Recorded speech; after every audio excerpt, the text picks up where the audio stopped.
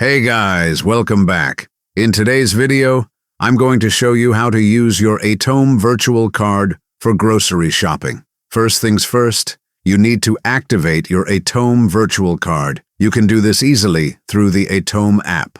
Once that's done, make sure to check if the grocery store you're planning to shop at accepts Mastercard payments. For online shopping, all you need to do is enter your Atome card details, the card number, expiry date, and CVV in the payment section during checkout. Simple as that. For in-store purchases, some stores allow you to manually enter your virtual card details. But many physical stores require a physical card or a contactless payment method.